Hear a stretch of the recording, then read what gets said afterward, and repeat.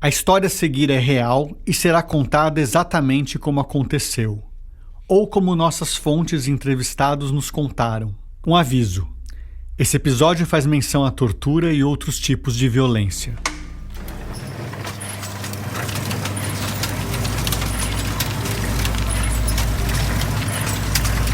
Por las noches, Abel de Alencar cumpría su misión prohibida. De noite, Abel de Alencar cumpria sua missão proibida.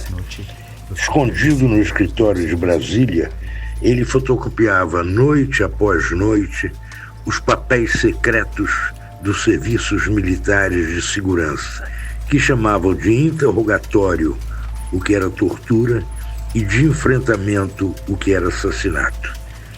Em 3 anos de trabalho clandestino, ele fotocopiou 1 milhão de páginas. Um confessionário bastante completo da ditadura que estava vivendo seus últimos tempos de poder absoluto sobre as vidas e os milagres do Brasil inteiro. O que você acabou de ouvir foi um trechinho de uma crônica do escritor uruguaio Eduardo Galeano, que você certamente conhece. Talvez pelo Livro dos Abraços, ou mais provável, por ser o autor do clássico As Veias Abertas da América Latina. Quem leu esse trecho pra gente agora foi o Eric Nepomuceno, principal tradutor da obra do Galeano no Brasil. Já que alguém precisava ler em voz alta esse trecho pro nosso podcast, a gente foi logo bater na porta do Eric. Ou melhor, no WhatsApp dele. Me diz se ficou direito ou se eu tenho de gravar outra vez em português. Abraço. O Galeano escreveu essa crônica inspirado numa história real, a história de Abel de Alencar. E é essa história que nos interessa contar aqui. No comecinho de 1980, o Abel tinha 17 anos e morava em Brasília. Ele é da mesma geração de caras como Renato Russo, Dado Villa-Lobos e Marcelo Bonfá, que estavam na boca do gol para lançar o Legião Urbana. Mas o Abel não tinha tempo para música. O instrumento dele era outro. Ele trabalhava o dia todo e às vezes também por las noches, como disse o Galeano aí, numa salinha apertada que ficava num edifício enorme. Um treme-treme recém-inaugurado no coração do setor comercial sul. O edifício Ceará reunia negócios de gente de todo tipo. Lojas de eletrônicos, livrarias, alfaiates, casas lotéricas, advogados, dentistas. Ali, mais precisamente no 7º andar, na... Sala 702. Exatamente, na sala 702... O Abel e um colega operam quase sem parar 2 máquinas de xerox. E sim, você já deve ter adivinhado que esse aí que falou agora é o Abel. Eram 2 máquinas xerox, uma de grande potência e uma pequenininha. Como eu não tinha experiência, eu ficava na pequenininha. O volume de processos, os IPMs, assim, processos com 10 mil páginas, grandes, processos grandes, muitos volumes, 10 volumes, 15 volumes, né? Pela crônica do Galeano, talvez você já tenha entendido que o Abel estava numa das pontas de um esquema ultra secreto financiado por uma organização religiosa internacional. Agora, se você não sacou ou não faz ideia do que eu estou dizendo, é melhor você dar uma paradinha aqui no seu tocador e escutar o primeiro episódio dessa série. Lá você vai descobrir que lance é esse de xerocar processos intermináveis, subtraídos do Superior Tribunal Militar, e por que raios o Abel passava las noches debruçado sobre a máquina copiadora. Nós conseguimos copiar 98% dos IPMs. Foi uma façanha, sabe? Eu fico até meio arrepiado, porque na época eu não tinha consequência do que eu estava fazendo. Chegar até o Abel em 2025 para gravar essa entrevista com ele não foi uma tarefa simples. A gente não vai entrar nessa história por enquanto, mas o que você precisa entender agora é que a empreitada de copiar todos aqueles processos em plena vigência da ditadura militar exigia muita estratégia e cautela. No começo, o Abel nem sabia o que ele estava xerocando. Recém-chegado na capital, conseguiu emprego de operador de fotocopiadora com um amigo do pai, o advogado Luiz Carlos Sigmaringa Seixas. Como o Sigmaringa era um advogado dos presos políticos, e meu pai era do Partidão, também já tinha sido preso algumas vezes, ele era muito amigo do meu pai. E aí, quando ele precisou de um funcionário para tirar essas xerox, meu pai me indicou, porque eu tinha mudado para Brasília e estava à toa. O Sigmaringa não era somente um advogado de presos políticos. Ele era um dos grandes nomes da advocacia em Brasília. Naquela época, ainda bastante jovem, aos 35 anos, o Sig, como os colegas o chamavam desde os tempos da faculdade, era também conselheiro da Ordem dos Advogados do Brasil, membro da Comissão Brasileira de Justiça e Paz e vice-presidente do Comitê Brasileiro pela Anistia, a mesma entidade que uniu o Luiz Eduardo Greenhalgh e a Eni Raimundo Moreira no episódio anterior. Alguns anos mais tarde, o Sig vai ser eleito deputado constituinte pelo PMDB, vai engrossar o racha que deu origem ao PSDB, disputar o governo do Distrito Federal e, na virada do século, migrar para o PT, a tempo de se eleger novamente e se tornar um dos deputados mais leais ao presidente Lula no primeiro mandato dele. Tanto é que nos primeiros anos do século XXI, o Sig se tornou um dos homens de confiança de Lula, a ponto de ser convidado 2 vezes por ele para ser ministro do STF. E recusar o convite 2 vezes. Nunca antes na história deste país. É verdade que o Sig sempre se justificou, dizendo que não tinha se preparado para isso, que não estudou para ser um constitucionalista, que nunca passou de um advogado comum. Vê se pode.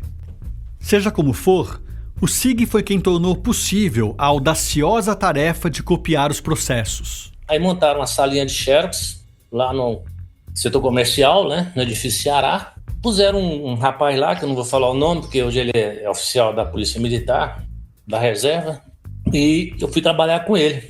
Para o Avel, aquilo não passava de um trabalho convencional e muitas vezes enfadonho. Quando eu comecei, para mim era um serviço qualquer, garoto, 18 anos, pensei que eu estava desempregado, né? Quando eu comecei a ver o que eu estava coletando, né, xerocando, eu falei, nossa, isso aqui não é brincadeira de criança, não. Aos poucos, Avel foi reparando no conteúdo das páginas que xerocava. A cada novo processo, a curiosidade ficava mais forte, até que ele se viu lendo depoimentos inteiros de presos políticos que descreviam em detalhes as torturas que sofreram, como este da historiadora pernambucana Dulce Pandolfi, que tinha 21 anos quando foi levado ao doicode do Rio de Janeiro. Que foi levada para uma cela, onde lhe deram um banho frio e, sob o pretexto de ensaboá-la, os torturadores alisavam o seu corpo. Que, ao retornar à sala de tortura, foi colocada no chão com um jacaré sobre seu corpo nu. Ou este outro depoimento, da jornalista Miriam Leitão, presa e torturada aos 19 anos. Apesar de estar grávida, que recebeu ameaças de sofrer pontapés em seu ventre, sendo que algumas vezes essas ameaças foram efetivadas, que as pessoas que procediam os interrogatórios soltavam cães e cobras para cima da interrogada. Outras vezes, os autos descreviam os assassinatos que os réus haviam testemunhado no cárcere, como fez Amelinha Teles ao narrar a execução de Carlos Nicolau Daniele em 1973.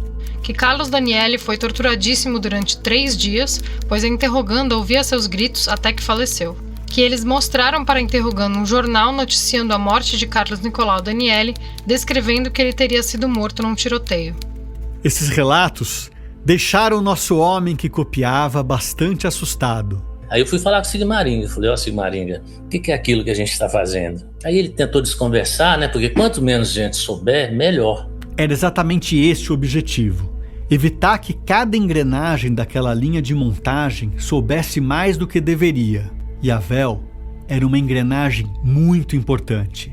Se um dos colaboradores do projeto, qualquer um deles, fosse descoberto pela repressão e pendurado no pau de arara, havia pouco a ser aberto. Quase nada. É por isso que foi meio complicado chegar até o nome do Avel. Sigmaringa era a única conexão da equipe de São Paulo com ele. Para o resto do grupo, bastava saber que havia 2 caras que tiravam xerox e que o Sig tocava o barco com eles. Em 2025, Quando começamos a reportagem que resultou neste podcast, o SIG já não estava mais por aqui. Nem o Eduardo Galeano. Quem mais poderia nos colocar em contato com o nosso homem que copiava? Nossa sorte é que o nome completo dele não é dos mais comuns.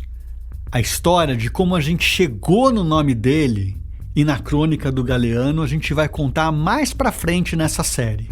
Mas voltando a 1980, o Sigmaringa acabou abrindo o jogo para ele. Não todo, nem mesmo a metade, mas o suficiente para que a Vel soubesse o essencial. Eu só sabia que tinha que fazer porque era um combate à ditadura.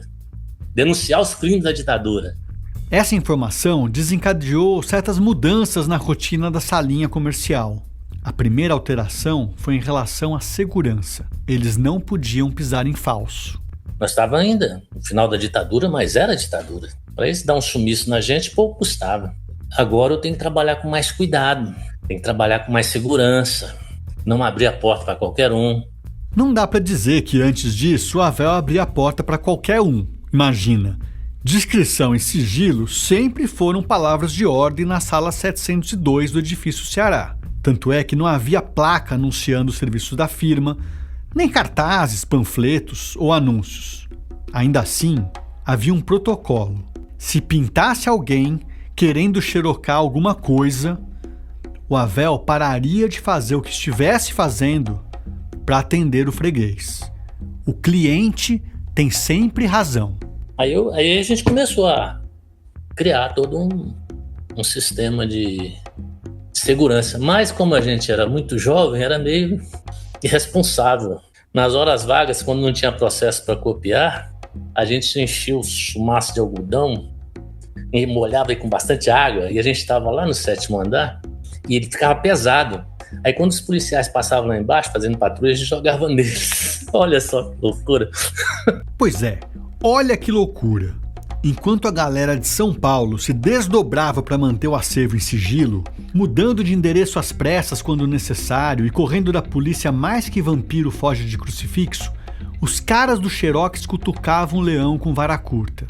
Com mais sorte do que juízo, a Vel por pouco não passou para a eternidade 20 anos antes de ser eternizado por Galeano. Então a gente trabalhava assim, sabendo o perigo, mas ao mesmo tempo com a irresponsabilidade da juventude. Ao mesmo tempo, a revelação de que a essência do projeto era combater a ditadura e enfrentar a barbárie motivou os dois rapazes a redobrar os esforços e inovar. Esse projeto estava rolando uns 8 meses, não tinha copiado nada, meia dúzia de processos. Aí eu falei, se a gente descosturar o processo, tirar os clipes do processo e colocar ele empilhado do lado da máquina, e a gente cola o botão da máquina com durex e ela vai ligando automático, aí só tem que passar a folha, pegar a folha e passar. Rapaz... Foi uma revolução. Com o botão verde da copiadora fixado com fita adesiva, era só pegar o timing da máquina e sincronizar a virada de página com a passagem do feixe de luz responsável pela cópia. Um avanço e tanto para uma máquina ainda um tanto primitiva. Sigmaringa estava acostumado a pegar assim um processo por semana, daqui a pouco ele teve que começar a pegar um processo por dia. Quando a gente pegou prática, a gente estava tirando cópia por semana de 3, 4 IPMs. Nós conseguimos copiar 98% dos IPMs. 98% dos inquéritos policiais militares que repousavam na biblioteca do STM foram xerocados em pouco mais de 2 anos. Quase 1 milhão de páginas que narravam em detalhes as piores violações de direitos. Sistematicamente, essas milhares de folhas eram amarradas em fardos ou encaixotadas para serem despachadas para São Paulo, por terra ou por ar, a fim de dar continuidade à operação. O que fazer com tanta folha? Como proteger esse material? E mais, o que haveria de importante e pertinente ou revelador naquelas páginas? Eu sou Camilo Vanucchi e esse é o podcast Nunca Mais, uma série original do grupo Prerrogativas, o Prerro, produzida pela Nave Reportagens. Episódio 2: O Homem que Copiava.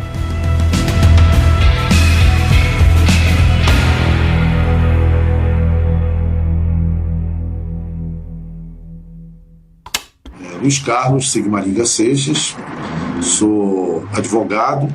Na época em que o projeto foi elaborado, e advogava sobretudo para perseguidos políticos do antigo regime. Sim, essa aí é a voz do SIG, o único ponto de contato com Avel de Alencar e o único brasileiro que recusou 2 convites para o STF.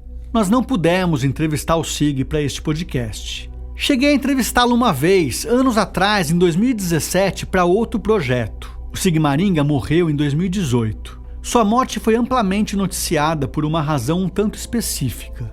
A Justiça Federal do Paraná negou um pedido feito pela defesa de Lula para que o ex-presidente fosse autorizado a deixar a prisão para assistir ao enterro de Luiz Carlos Sigmaringa Seixas. Advogado e ex-deputado federal, Sigmaringa morreu nesta terça em São Paulo aos 74 anos. Essa gravação aqui, portanto, não foi feita por nós. Essa fala do SIG é parte de um depoimento que ele deu para o pesquisador Marcelo Zelic do Armazém Memória, ainda nos anos 2000. Então a ideia era pegar todos os processos que envolviam perseguidos políticos, né? Pessoas que respondiam a processos por suposta infringência à Lei de Segurança Nacional, né? E xerocá-los. Naquela época nós não tínhamos os meios que temos hoje para reproduzir cópias. No primeiro episódio, a gente já contou como foi que os advogados Luiz Eduardo Greenhalgh e Eni Raimundo Moreira conseguiram angariar o apoio do então cardeal Dom Paulo Evaristo Arnes, o financiamento do Conselho Mundial de Igrejas e puderam dar início à missão de reproduzir o maior número possível de processos para evitar que eles desaparecessem. A firma de Xerox, a empresa de fachada que a gente acabou de descrever, foi fundada com esse objetivo para dar vazão ao volume insano de páginas que o SIG teria de reproduzir. Tecnicamente, toda a operação começava no SIG. Sem ele, não haveria o que xerocar. Foi o SIG que assumiu a tarefa primordial de retirar os processos no Superior Tribunal Militar, o STM. Em 1980, quando ainda não existiam arquivos em PDF, telefones celulares com câmeras embutidas, nem portal da transparência, a burocracia para retirar essa papelada não era das mais simples. Os advogados podiam emprestar apenas um processo por vez e tinham necessariamente de devolvê-lo em 24 horas. Sobrou para o SIG, escalado por Greenhalgh e Eni, que costumavam recorrer ao colega sempre que precisavam de uma mãozinha em Brasília. Como eu advogava lá, conhecia todo mundo, eu ia ao arquivo e a minha justificativa era de que eu queria copiar para registro meu, né, para os meus arquivos, né, cópia dos processos nos quais eu tinha atuado. Então, não levantou nenhuma suspeita, era uma coisa razoável. Bom, talvez num primeiro momento não tenha levantado suspeita, mas parte dessa condição de estar acima de qualquer suspeita se devia às habilidades sociais do SIG. Escuta só como o Greenhalgh descreve o colega. Agradabilíssimo, boa praça, inteligente, cordato, entendeu? E ele, quando chegou lá na biblioteca, lá no arquivo do STM, ele foi fazendo amizade. Onde ele chegava, ele fazia amizade. Então, a Eni tem basicamente a mesma opinião. O Luiz Carlos é politicamente muito habilidoso. Além de bom advogado, ele é politicamente muito habilidoso. Todo mundo gosta do Luiz Carlos. Mas aquela história de não levantar suspeita durou pouco. Era processo demais.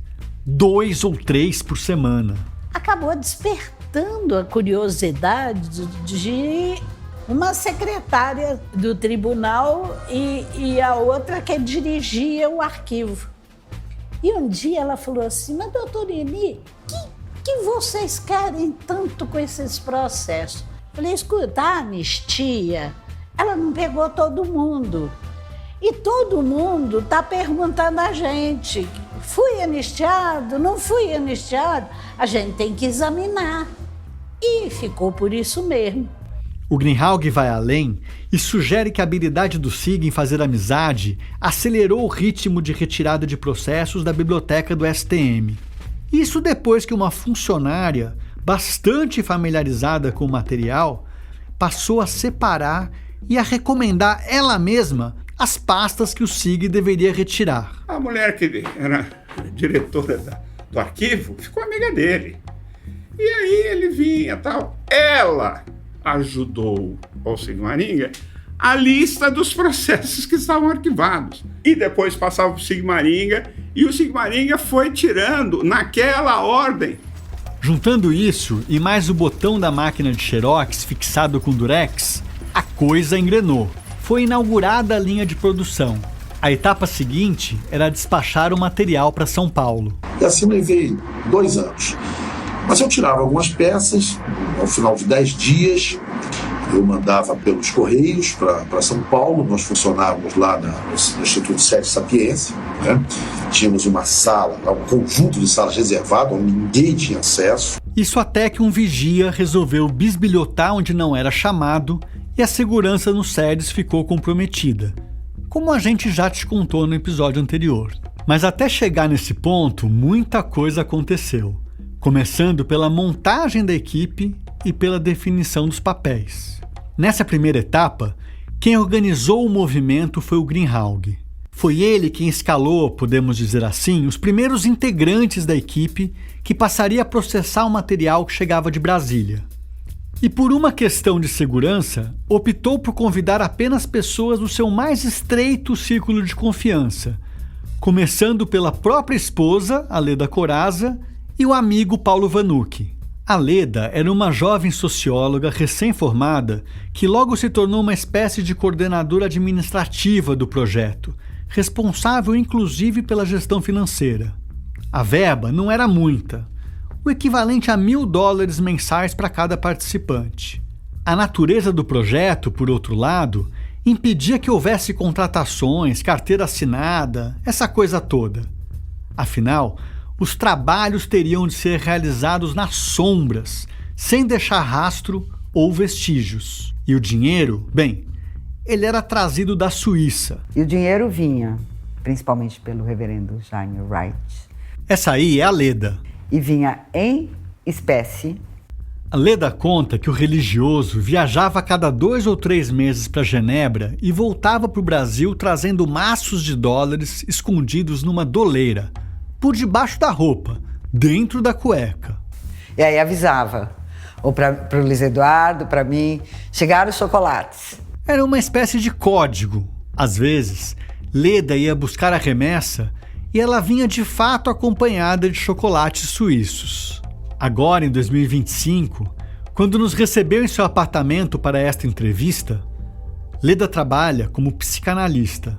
Ela vai até o cômodo vizinho e nos mostra uma caixinha de madeira, baixa e pequena, com uma casinha e algumas palmeiras gravadas em marchetaria na tampa. A caixa do dinheiro. Essa caixa foi da Madre Cristina. Essa caixa a Madre Cristina me deu. Ele falou, Leda, você guarda dinheiro aqui. Tinha uma chavinha desse tamanho. O outro integrante, convocado ainda em 79, foi o Paulo Vanucchi, que anos depois construiria uma trajetória no Partido dos Trabalhadores e ficaria 5 anos como ministro de Direitos Humanos do presidente Lula, entre 2005 e 2010. Foi na gestão dele, aliás, que o direito à memória e à verdade foi incorporado às diretrizes do Plano Nacional de Direitos Humanos e que se estabeleceram as bases jurídicas e políticas para a criação da Comissão Nacional da Verdade em 2011. Quando o Brasil Nunca Mais começou, Paulo Vanucchi era um ex-militante da Ação Libertadora Nacional, a ALN do Marighella. Ele havia passado 5 anos na cadeia e agora estava finalmente se formando em jornalismo. Como preso político, tinha sido defendido pela ENI e havia conhecido o Greenhalgh numa das muitas visitas do advogado a seus clientes em presídios políticos. Foi meu padrinho de casamento, depois eu fui padrinho de casamento dele também, e ele então começa a me contar que estava sendo planejada uma pesquisa assim, assado, etc. Tal, me deu mais detalhes.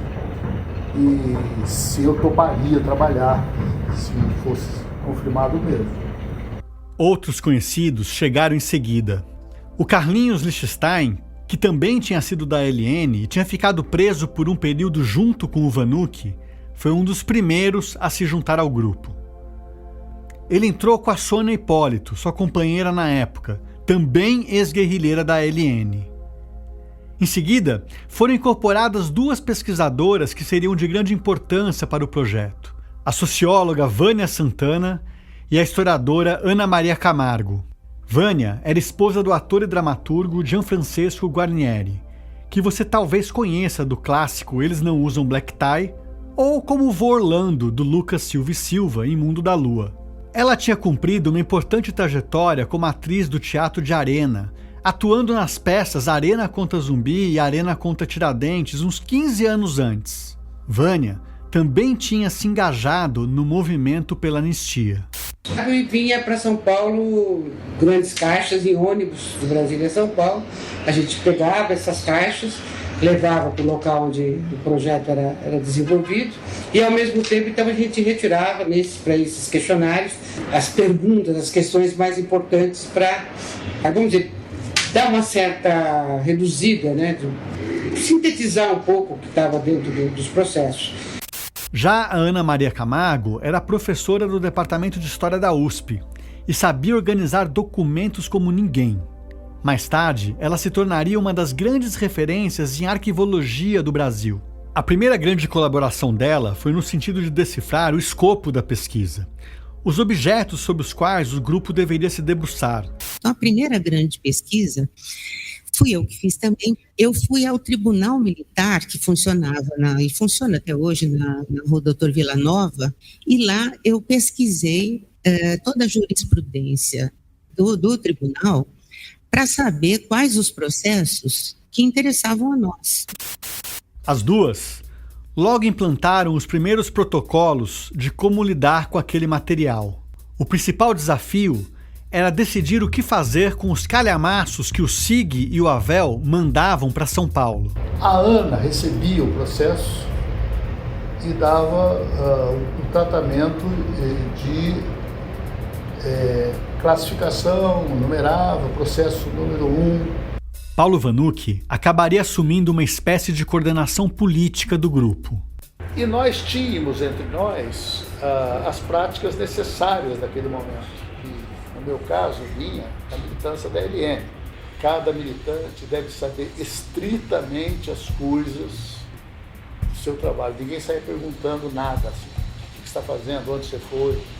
Então, não me cabia perguntar quem que vai cuidar, etc. Tal. A gente ia fazendo isso. No primeiro momento, o que o grupo fazia depois que o material chegava de Brasília era classificar os processos e guardá-los em segurança. Foi para isso, afinal, que o projeto tinha sido concebido. Mas antes que a equipe completasse 1 ano de trabalho, começou a se consolidar uma sensação de que era preciso ir além e fazer mais do que a simples classificação. Teve uma grande modificação, Camilo. Eu acho que essa modificação se deveu à equipe, mas se deveu, em especial, ao seu pai. Você ouviu direito. Nesse trecho da entrevista, o Greenhalgh disse seu pai. Ele se refere ao Paulo Vanucchi.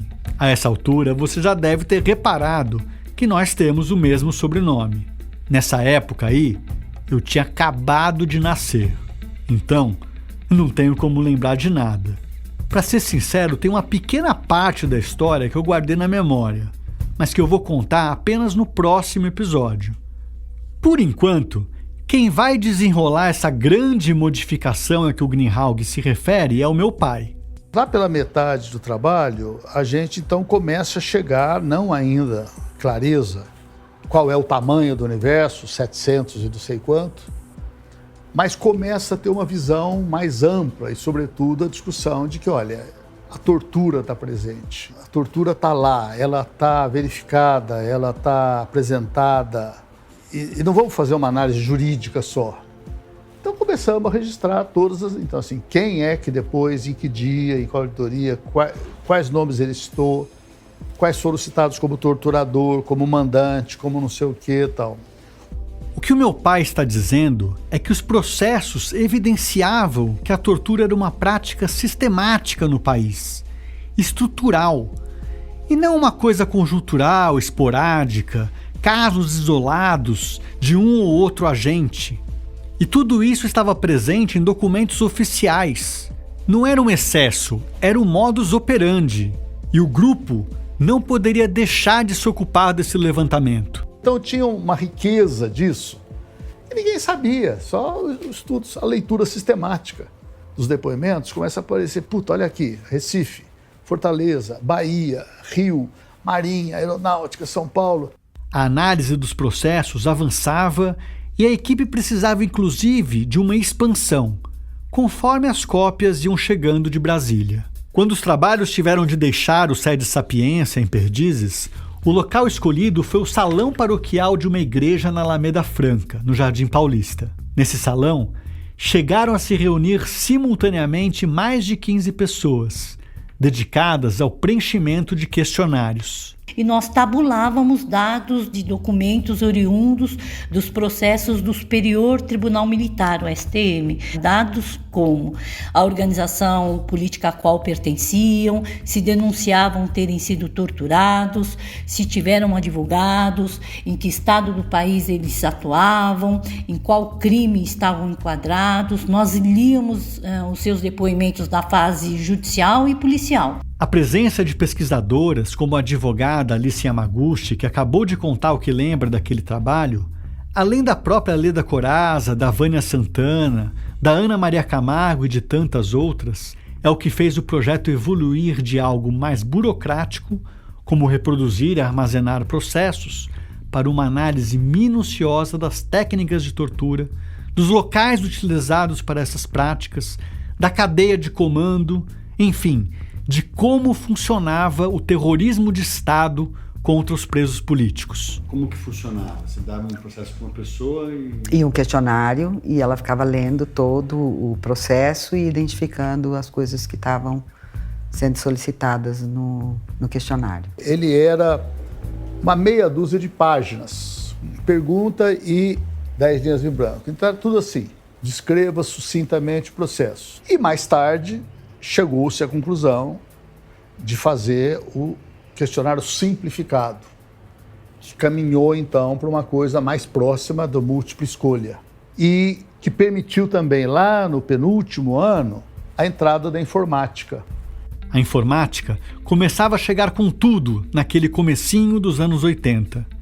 E logo, o QG do Brasil Nunca Mais precisou incorporar alguém que pudesse assumir o desafio de sistematizar todos os dados em planilhas enormes que pudessem ser processadas no computador. O responsável por essa parte foi o Cândido Pinto. Anos antes, Cândido presidia a União Estadual dos Estudantes de Pernambuco quando foi vítima de um atentado e ficou paraplégico aos 21 anos em 1969. Agora, no início dos anos 80, cadeirante, Cândido era técnico de informática no Instituto do Coração e conciliava o trabalho no hospital com o processamento de dados das denúncias colhidas dos questionários. Quem passou um bom tempo trabalhando junto com ele nessa parte foi o Carlinhos Lichtenstein. Começou tudo com TK-85. Parece um tablet, assim, né? E aí o grande progresso foi o CP500, que tinha disquete, né? E o disquete cabia 120 e poucos caras. Finalmente, uma última etapa mostrou-se fundamental na gestão do projeto, como bem lembrou Greenhalgh.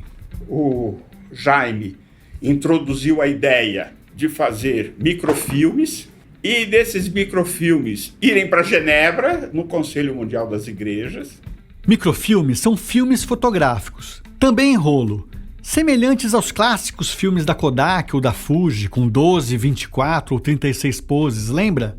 Só que muito menores. Muito antes da digitalização, eles funcionavam como um instrumento confiável e prático que permitia condensar uma pilha enorme de documentos num rolinho minúsculo. Por questão de segurança, se amanhã ou depois da repressão desbarata o Brasil Nunca Mais aqui em São Paulo, a equipe, o que nós estamos fazendo, nós estamos seguros com os microfilmes dos processos que a gente tirou em Genebra. Para que o grupo pudesse microfilmar os processos e mandar o backup para a Suíça, faltava um detalhe: arrumar o equipamento. A tarefa coube a Ana Maria.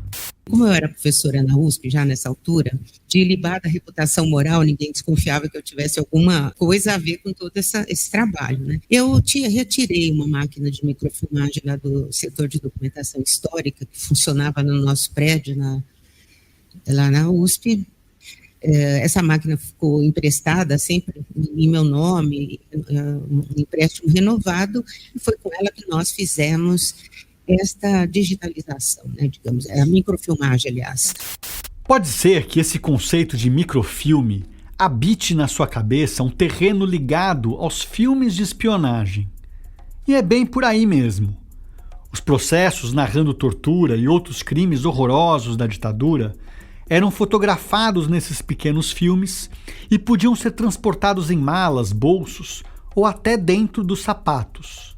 Logo, o reverendo Jaime Wright passou a se ocupar também do transporte de microfilmes. Agora, a cada 2 ou 3 meses, ele ia para Genebra levando os microfilmes e voltava para São Paulo com os chocolates.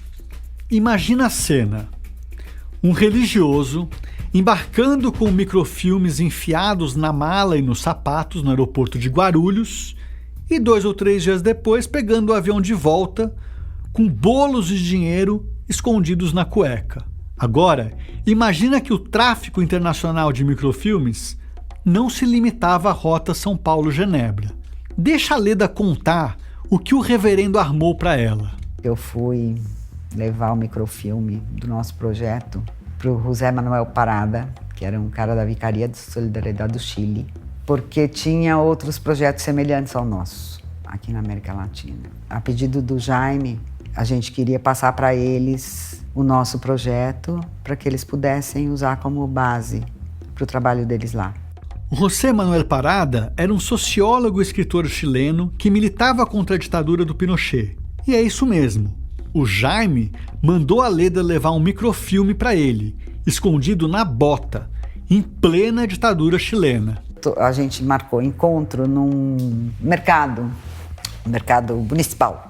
E lá tinha lugar de comer, e a gente estava comendo, eu pego, dou o microfilme para ele. Ele estava no meio da comida, conversa ligeira, simpática. Mas rapidamente o clima pesou. Parou um pouco, ele olhou para mim e falou assim: tá bom, agora você vai que você ainda está em segurança. E eu estava comendo um marisco, parou aqui. Tá, então levantei, fui embora, fui para casa da família onde eu estava. No dia seguinte peguei o avião, era previsto, voltei. Esse cara foi degolado depois. É aquela história da degola de 85. O caso dos degolados do Chile é emblemático do nível surreal de violência da ditadura chilena. O José Manuel Parada, pouco mais de 1 ano depois de receber o microfilme da Leda, foi sequestrado depois de deixar a filha na escola e foi encontrado decapitado ao lado de outros 2 professores, também opositores de Pinochet. Voltando à ditadura brasileira, que já respirava por aparelhos em 1984, agora o projeto entrava na fase final. Todos os processos tinham sido xerocados em Brasília e enviados a São Paulo. No salão paroquial da Alameda Franca, colaboradores se alternavam para dar conta das últimas análises. E um rapaz cuidava de microfilmar todo o material que faltava. Numa das entrevistas que fizemos com o Paulo Vanucci, ele nos disse que o nome desse rapaz era Zé do Egito. O nome José do Egito é um nome bíblico, bastante comum. As únicas pistas adicionais que eu consegui eram que naquela época o Zé do Egito morava na Vila Nova Jaguaré, então um bairro periférico, uma favela, próxima à cidade universitária, e que ele tinha uma atuação na paróquia, igreja católica, liderada por um padre que eu conheci, o Roberto Grameson, mas que faleceu há alguns anos. Só que agora, 40 anos depois, ninguém tinha o contato dele. Caramba, se a gente já tinha encontrado o Avel, nosso homem que copiava, a gente tinha de encontrar também o Zé do Egito, o cara dos microfilmes. Levou quase um mês, mas aos poucos conseguimos localizar o tal José do Egito Sombra. Era esse o sobrenome dele. Uma operação que incluiu o diretor de uma escola, uma irmã missionária e uma troca de mensagens de WhatsApp quase frenética. Finalmente, numa manhã de sábado, o Zé do Egito, em pessoa, me recebeu na casa dele, em Osasco. Bom dia! Bom dia! Tudo bem? Eu tô bem, e o senhor? Eu tô tranquilo. A voz do papai. A minha voz parece a voz do meu pai? Parece, igual que parece. O Zé do Egito tinha apenas 16 anos quando foi recrutado pela equipe do Brasil Nunca Mais, para aprender na marra o ofício da microfilmagem. Quando o pessoal me contratou, eu tinha que fazer um curso de conhecimentos. Para conhecer a máquina, era a máquina da Kodak. Um menino que tinha trabalhado como engraxate antes de fazer supletivo. Microfilme é o seguinte, você bota um rolo de fita lá, é como se fosse uma máquina de Xerox. Aí você tem lá o espacinho, a gente ia colocando processo tal, número tal. Aí botava ali, microfilmava. Era como fotografar a página? Exatamente, é bem isso. Um garoto que foi crescendo e que passou uma temporada como office boy no escritório de advocacia do Greenhalgh antes de ser transferido para um projeto sigiloso e que, por conta disso, assim como o Avel em Brasília, não sabia muito bem o que estava fazendo. Você sabe então os microfilmes que você fez? Não tenho a mínima ideia. Você quer saber? Gostaria. Genebra, na Suíça. Puta, jura? Juro. Tá brincando. É mesmo? Um orgulho, hein? Caramba. Eles mandavam pra lá. Lá existia um negócio chamado CMI, Conselho Mundial de Igrejas. Na verdade, ainda existe. O Zé do Egito ficou fascinado quando eu contei que o fruto do trabalho dele, que chegava a passar 14 horas por dia microfilmando os mais de 707 processos, foi parar na Suíça e que o acervo do projeto foi preservado e até hoje é estudado por pesquisadores do Brasil e no resto do mundo. Não lembro também, eu sei que era 1 milhão de páginas. São 707 processos que somam quase 1 milhão de páginas. Meu Deus.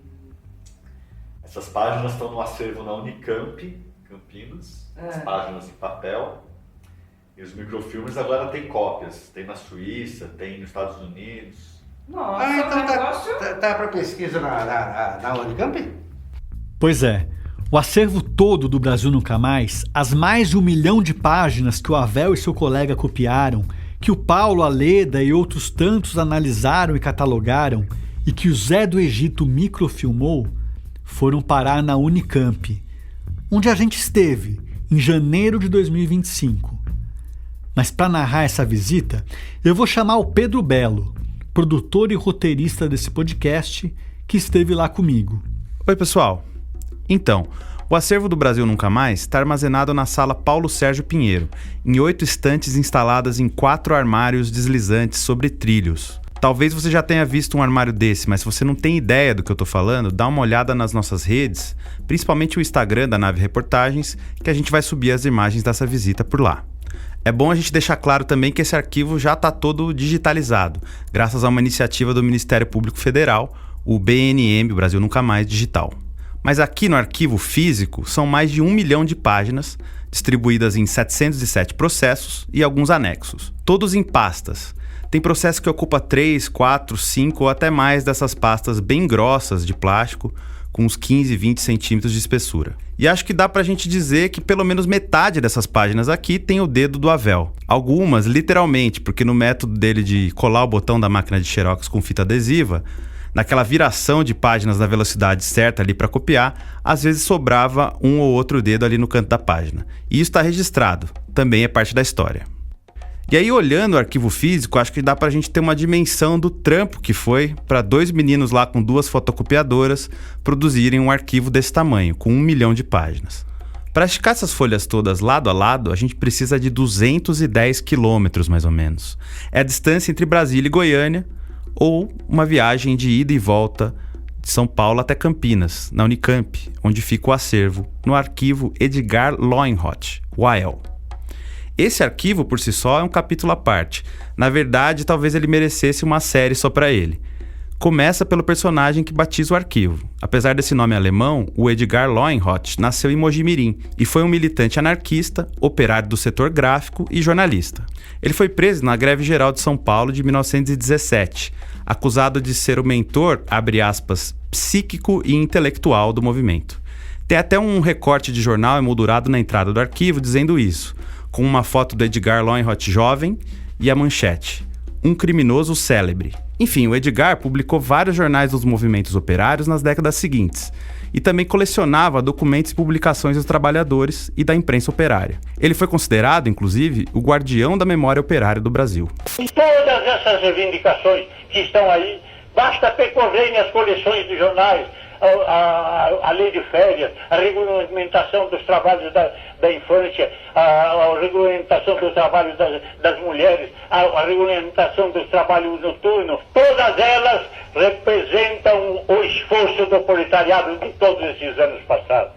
Depois da morte dele, em 1968, e no meio da ditadura militar, professores do Instituto de Filosofia e Ciências Humanas da Unicamp, o IFISH, conseguiram articular a aquisição da coleção do Edgar e começa assim o maior arquivo sobre história social, política e cultural do Brasil. Aspas para o Mário Augusto de Medeiros, professor do Departamento de Sociologia da Unicamp e diretor do AEL. É sempre uma história muito curiosa de pensar como que uma universidade no interior de São Paulo, numa cidade que não é exatamente progressista, convenceu o reitor de que seria interessante preservar a documentação do movimento anarquista e do movimento de trabalhadores da Primeira República, né, da primeira greve geral de São Paulo. Além do acervo do Brasil Nunca Mais, que está lá desde 1986, tem uma parte boa do acervo do Teatro Oficina, por exemplo, que também está armazenada lá. A missão do AEL tem sido proteger e difundir a memória que a história oficial tende a não dar visibilidade. Essa que você escutou agora é a Marina Rebelo, que trabalha lá no AEL.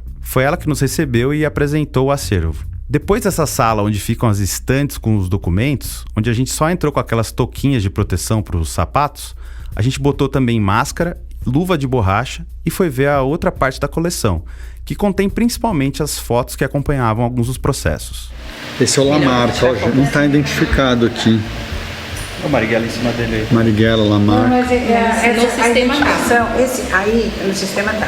Muitas das fotos que a gente foi vendo ali pareciam ter sido tiradas em manifestações contra a ditadura. Algumas até tinham rostos circulados, com nomes anotados nas próprias fotos. Parecia um material da própria polícia mesmo, que foi extraído de algum jeito dos porões do DOPS ou do DOI-CODE. Com algumas fotos, né? E a gente não tem um registro de a conexão efetiva com os organizadores do projeto. Nessas imagens, como que elas vieram parar dentro do Brasil Nunca Mais. A gente sabe que quando o Brasil Nunca Mais vieram essas fotos juntos. Então, pra gente é o mesmo acervo. Se seu pai souber a resposta, vai ser bem bacana. Como é que veio? Agora aqui. A Ana Maria jura que não vieram foto nenhuma. Ninguém do arquivo sabe explicar com segurança como aquelas fotos foram parar ali. A rigor, o Brasil Nunca Mais deveria reunir apenas as páginas xerocadas na sala 702 do edifício Ceará, que eram despachadas de Brasília para São Paulo. E, no entanto, tem uma série de fotos no arquivo da Unicamp. Imagens que lá atrás provocaram no Avel de Alencar, nosso homem que copiava, os instintos mais primitivos. E eles não tinham nenhum pudor, os caras do STM, na montagem do processo, de esconder aquelas fotos horripilantes de gente destroçada, torturada, com os olhos inchados, cara todo arrebentado, gente morta, né, com vários tiros, gente atropelada de propósito. O Avel se deparou com algo bastante curioso enquanto copiava pastas e mais pastas de processos. Não eram só documentos oficiais e fotos que constavam naquelas pastas. E uma coisa interessante, que eles também pegavam objetos pessoais das pessoas, cartas de amor, de uma guerrilheira para um outro guerrilheiro, um companheiro para outro companheiro. Eles pegavam tudo aquilo. Essas cartas de amor, interceptadas por algum militar sem coração num centro de tortura qualquer, chamaram tanto a atenção de Havel que o homem que copiava não se conteve. Mas deixa o Eduardo Galeano concluir a história que o Éric Nepomuceno começou a contar lá no início desse episódio. Certa noite, entre as páginas da documentação militar, ele descobriu uma carta. A carta tinha sido escrita 15 anos antes, mas o beijo que assinava essa carta, com lábios de mulher, estava intacto. A partir de então, ele encontrou muitas cartas. Cada uma estava acompanhada pelo envelope que não havia chegado ao seu destino. Ele não sabia o que fazer. Longo tempo tinha se passado. Já ninguém esperava aquelas mensagens. Eram letra morta.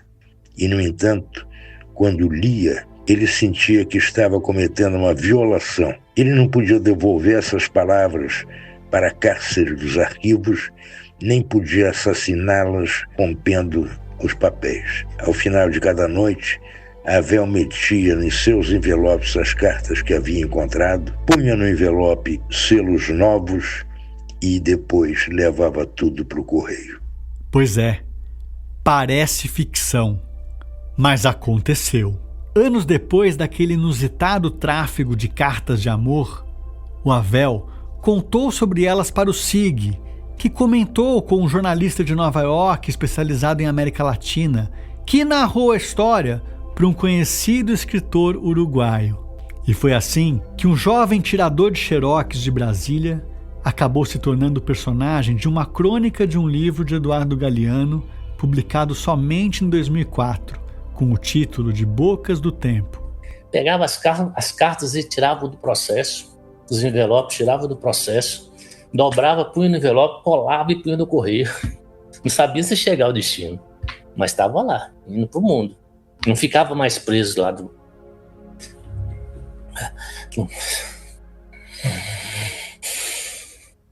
Não ficava mais preso. O Havel se emocionou quando contou pra gente essa parte da história. É difícil não se emocionar. É difícil ficar incólume quando reparamos no potencial destrutivo da ditadura, na capacidade que os agentes da repressão tinham, e os autocratas ainda têm, de passar por cima de tudo, destruir pessoas e laços afetivos, como se fossem treinados para arrancar as flores dos jardins e salgar o chão. Eu pergunto pro Havel sobre a emoção que ele está sentindo. É como se estivesse volta tudo, né? A gente não consegue enterrar. Um trauma. Ditadura é uma desgraça. E ao tentar entender por que ele fez o que fez, tirando aquelas cartas de amor dos arquivos da ditadura e buscando devolvê-las a seus donos, Havel nos conta que não foi só essa a arte que ele aprontou. Uma coisa interessante, que meu pai era prestista, né? Ele se refere aqui ao Luiz Carlos Prestes, o Velho, a liderança mais importante da história do Partido Comunista Brasileiro, aquele que deu nome à lendária Coluna Prestes 100 anos atrás. Enquanto o Velho esteve vivo, meu pai não perdia um aniversário do Velho, que era de 1º de janeiro. Os velhos camaradas se reuniam no Rio de Janeiro para comemorar o aniversário do Velho Prestes. Aí coincidiu de achar o processo do Prestes. E nesse processo do Prestes, tinha várias medalhas que ele foi condecorado na União Soviética. Tinha medalha de herói da União Soviética, tinha medalha disso, medalha daquilo. Pois não é que o Havel juntou as medalhas do Prestes e entregou todas elas ao pai dele, para que ele mesmo repassasse ao Velho no aniversário seguinte? Aí meu pai falou, quando o Velho abriu o envelope, ele viu aquelas medalhas que tinham sido condecoradas na Rússia, na Segunda Guerra, o caramba, né? Ele olhou assim, como conseguiu isso? Aí meu pai falou assim, é segredo, camarada. Você tá brincando que você fez isso? Fiz. Não tinha respeito nenhum pela ditadura. Se eu pudesse, eu tinha posto era fogo naqueles processos, jogado pela janela. A gente entende a revolta, Havel, mas ainda bem que você não fez nada disso. O mundo precisava ficar sabendo de tudo, e o seu trabalho foi fundamental para isso.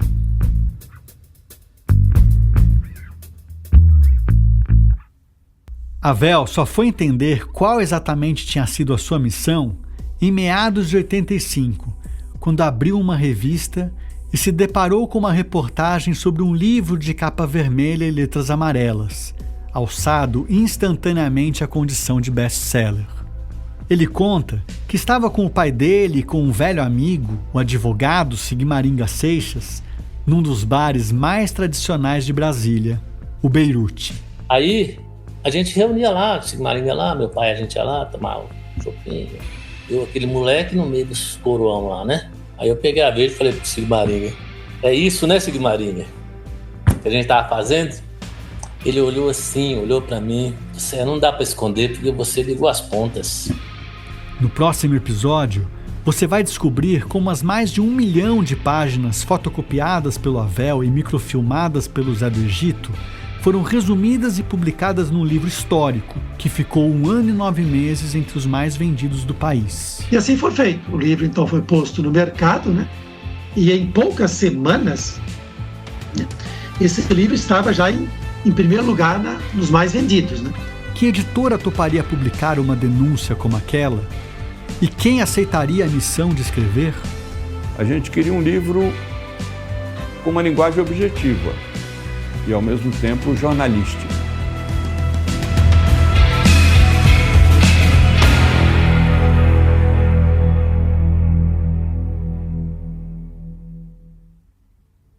Nunca Mais é um podcast original do Grupo Prerro, produzido pela Nave Reportagens e narrado por mim, Camilo Vanucchi. O roteiro deste episódio foi escrito pelo Pedro Belo, com revisão e sugestões minhas e do Felipe Barbosa.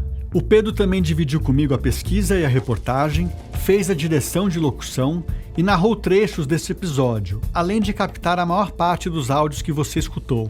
Contamos ainda com a voz do Eric Nepomuceno para fazer a leitura da crônica Palavras Perdidas, que está no livro Bocas do Tempo, do Eduardo Galeano. Quem fez as vozes adicionais e também a edição, a pesquisa de arquivos sonoros, trilhas adicionais, a ambientação e a mixagem foi o Felipe Barbosa. E além da minha voz, esse episódio também teve vozes complementares da Bettina Neves, da Ana Campos e da Isis Della Preve. A trilha sonora original é do Cauê Fernandes. Neste episódio, utilizamos áudios e trechos de entrevistas que fizemos com Havel de Alencar, Luiz Eduardo Greenhalgh, Leda Coraza, Paulo Vanucchi, José do Egito Sombra, Alice Yamaguchi, Carlos Lichtenstein, Frei Volney Berkenbrock, Marina Rebelo e Mário Augusto Medeiros. Os depoimentos de Luiz Carlos Sigmaringa Seixas e Vânia Santana foram dados ao pesquisador Marcelo Zelic para o projeto Armazém Memória em 2007.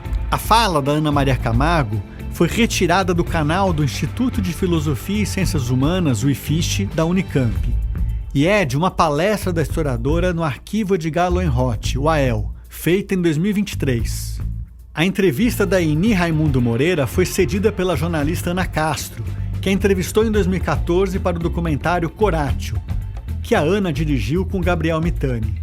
Este episódio também usou áudios do YouTube, dos canais do Partido dos Trabalhadores, Chega de Escravidão e Xerox Nostalgia. Também usamos um áudio da Jovem Pan News. Obrigado pela escuta. Se puder, compartilhe este podcast com os amigos, siga este canal e divulgue nas redes sociais. A gente se encontra no próximo episódio.